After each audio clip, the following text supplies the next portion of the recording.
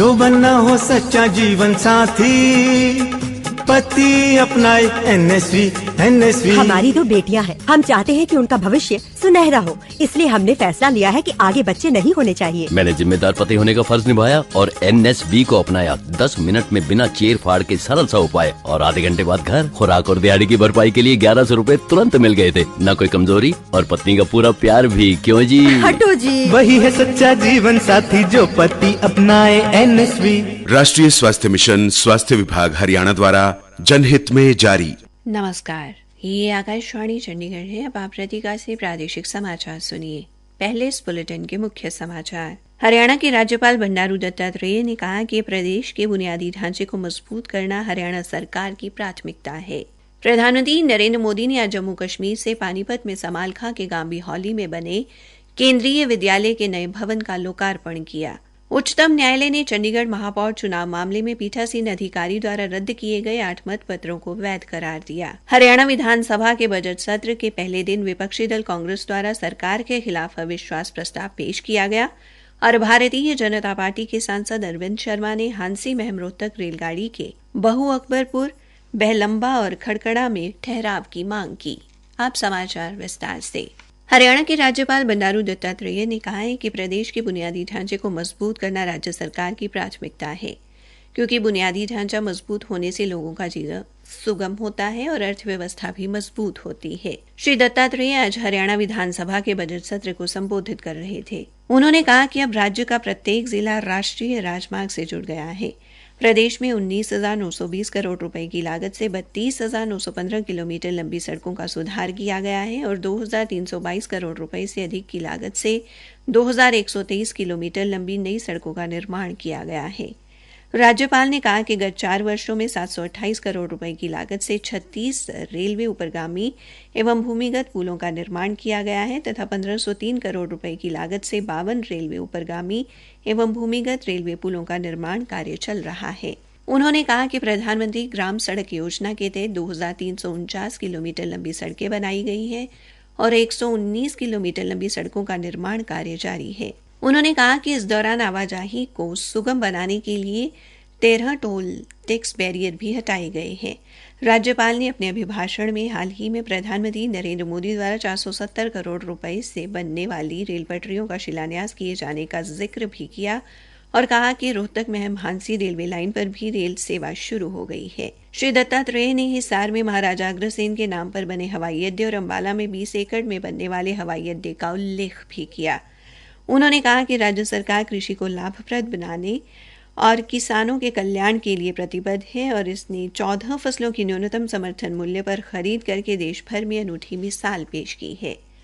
उन्होंने कहा कि प्राकृतिक आपदाओं से फसल खराब होने पर मुआवजा राशि 10,000 से बढ़ाकर 15,000 रुपए की गई है और गत 4 वर्षों में किसानों को लगभग 46 करोड़ रुपए की राशि मुआवजे के तौर पर दी गई है। राज्यपाल ने प्राकृतिक खेती को प्रोत्साहित करने के लिए खोले गए 4 प्राकृतिक खेती प्रशिक्षण केंद्रों और मेरा पानी मेरी विरासत योजना के तहत वैकल्पिक फसलों के लिए दी गई वित्तीय सहायता का जिक्र भी किया। उन्होंने कहा कि राज्य की 108 मंडियों को राष्ट्रीय कृषि बाजार पोर्टल से जोड़ा गया है। श्री दत्तात्रेय ने गन्नौर व पिंजौर में बनाई जा रही अंतर्राष्ट्रीय स्तर की फल और सब्जी मंडियों का जिक्र भी किया। उन्होंने बताया कि हरियाणा ने फसल अवशेष प्रबंधन के लिए गत वर्ष एक नीति अधिसूचित की जो पराली आधारित परियोजनाओं में निवेश बढ़ाने और किसानों को प्रोत्साहित करने में मददगार होगी। राज्यपाल ने मुख्यमंत्री अंत्योदय परिवार उत्थान योजना, डॉक्टर BR अम्बेडकर आवास नवीकरण योजना और प्रधानमंत्री लघु व्यापारी मानधन योजना जैसी योजनाओं से गरीबों व श्रमिकों को मिल रहे लाभ का उल्लेख भी किया। उन्होंने सरकार द्वारा स्कूली शिक्षा, उच्च शिक्षा एवं चिकित्सा शिक्षा के क्षेत्र में हुए विकास और खोले गए नए संस्थानों का उल्लेख करते हुए कहा कि प्रदेश के प्रत्येक जिले में मेडिकल कॉलेज खोलने का संकल्प पूरा किया गया है और एम्स जैसे संस्थान भी प्रदेश को मिले हैं। राज्यपाल के अभिभाषण पर चर्चा कल शुरू होगी। प्रधानमंत्री नरेंद्र मोदी ने आज जम्मू कश्मीर से पानीपत में समालखा के गांव बिहौली में 18 करोड़ 24 लाख रुपए की लागत से 11 एकड़ में बने केंद्रीय विद्यालय के नए भवन का लोकार्पण किया। बिहौली में आयोजित कार्यक्रम में अतिथि के तौर पर पहुंचे करनाल से लोकसभा सांसद संजय भाटिया ने उपस्थित जनसमूह को संबोधित करते हुए कहा कि प्रधानमंत्री नरेंद्र मोदी ने जिले को केंद्रीय विद्यालय का जो तोहफा दिया है, इससे शिक्षा के नए द्वार खुलेंगे। सांसद ने प्रधानमंत्री की देश के प्रति संवेदनशीलता और प्रतिबद्धता का जिक्र करते हुए कहा कि प्रधानमंत्री नरेंद्र मोदी ने जम्मू कश्मीर से धारा 370 हटाकर देश को सुदृढ़ बनाने और एक सूत्र में पिरोने का काम किया है। इस अवसर पर पानीपत से उपायुक्त डॉक्टर वीरेंद्र कुमार दहिया भी उपस्थित रहे। प्रादेशिक समाचार आकाशवाणी चंडीगढ़ से प्रसारित किए जा रहे हैं। बाकी समाचार इस अंतराल के बाद। तो बच्चों, याद है ना, 15 फरवरी को राष्ट्रीय कृमि मुक्ति दिवस है। उस दिन स्कूल और आंगनवाड़ी में कृमि नियंत्रण की दवाई खिलाई जाएगी, जिसमें तुम सबको आंत की कृमि से छुटकारा मिल जाएगा। और जब 15 फरवरी को स्कूल और आंगनवाड़ी में कृमि नियंत्रण की दवा दी जाए तो स्कूल और आंगनवाड़ी आए और दवा खाएं। और जो बच्चे छूट जाएं, उन्हें 20 फरवरी को दवा दी जाएगी। कृमि से छुटकारा, सेहतमंद भविष्य हमारा। राष्ट्रीय स्वास्थ्य मिशन, स्वास्थ्य विभाग, हरियाणा द्वारा जनहित में जारी। उच्चतम न्यायालय ने चंडीगढ़ महापौर चुनाव मामले में पीठासीन अधिकारियों द्वारा रद्द किए गए 8 मतपत्रों को वैध माना है और पहले घोषित किए गए चुनाव परिणाम को रद्द कर दिया है। सर्वोच्च न्यायालय ने कहा कि रद्द किए गए 8 मत आम आदमी पार्टी के महापौर के उम्मीदवार कुलदीप कुमार के पक्ष में डाले गए हैं। मुख्य न्यायाधीश डीवाई चंद्रचूड़ की अध्यक्षता वाली 3 न्यायाधीशों की खंडपीठ द्वारा ये आदेश दिए जाने के साथ ही आम आदमी पार्टी के महापौर के उम्मीदवार कुलदीप कुमार को महापौर घोषित कर दिया गया है। अदालत ने पीठासीन अधिकारी अनिल मसीह के खिलाफ कानूनी कार्रवाई करने के निर्देश देते हुए न्यायिक पंजीयक को पीठासीन अधिकारी को कारण बताओ नोटिस जारी करने को कहा, जिस पर तुरंत अमल करते हुए उसे नोटिस जारी कर दिया गया और 3 सप्ताह के भीतर अपना जवाब दाखिल करने को कहा गया है।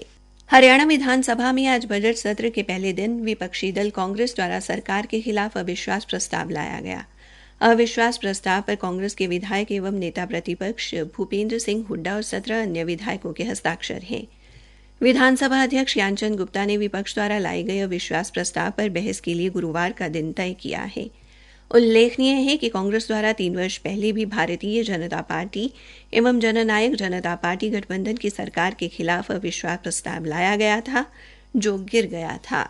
हरियाणा विधानसभा में आज गत सत्र से लेकर अब तक देहावसान कर गई प्रमुख हस्तियों व शहीदों को श्रद्धांजलि भेंट करने के लिए शोक प्रस्ताव पारित किया गया। जिन प्रमुख हस्तियों को आज श्रद्धांजलि अर्पित की गई, उनमें हरियाणा के पूर्व मंत्री कंवर सिंह, हरियाणा के विभिन्न जिलों से वीरगति को प्राप्त हुए 9 सैनिक और सांसदों व विधायकों के रिश्तेदार शामिल हैं। सदन द्वारा शोकाकुल परिवारों के प्रति संवेदना व्यक्त की गई और दिवंगत आत्माओं के लिए 2 मिनट का मौन भी रखा गया। भारतीय जनता पार्टी के रोहतक से सांसद डॉक्टर अरविंद शर्मा ने हांसी मैम रोहतक नई रेलगाड़ी के गांव बहु अकबरपुर, बहलंबा और खरकड़ा में ठहराव की मांग की है। सांसद ने केंद्रीय रेल मंत्री को इस बारे में मांग पत्र भी दिया है। सांसद ने बताया कि रेल मंत्री ने उन्हें आश्वासन दिया है कि जल्द ही उनके अनुरोध पर गंभीरता से विचार किया जाएगा। सांसद ने बताया कि मेट्रो विस्तार को लेकर भी उन्होंने प्रधानमंत्री को पत्र लिखा है। सांसद ने उम्मीद जताई है कि आसौदा के बाद जल्द ही सांपला और फिर रोहतक तक मेट्रो का विस्तार होगा। अंत में मुख्य समाचार एक बार फिर। हरियाणा के राज्यपाल बंडारू दत्तात्रेय ने कहा है कि प्रदेश के बुनियादी ढांचे को मजबूत करना हरियाणा सरकार की प्राथमिकता है। प्रधानमंत्री नरेंद्र मोदी ने आज जम्मू कश्मीर से पानीपत में समालखा के गांबी हॉली में बने केंद्रीय विद्यालय के नए भवन का लोकार्पण किया। उच्चतम न्यायालय ने चंडीगढ़ महापौर चुनाव मामले में पीठासीन अधिकारी द्वारा रद्द किए गए 8 मत पत्रों को वैध करार दिया। इसी के साथ ये समाचार बुलेटिन समाप्त हुआ।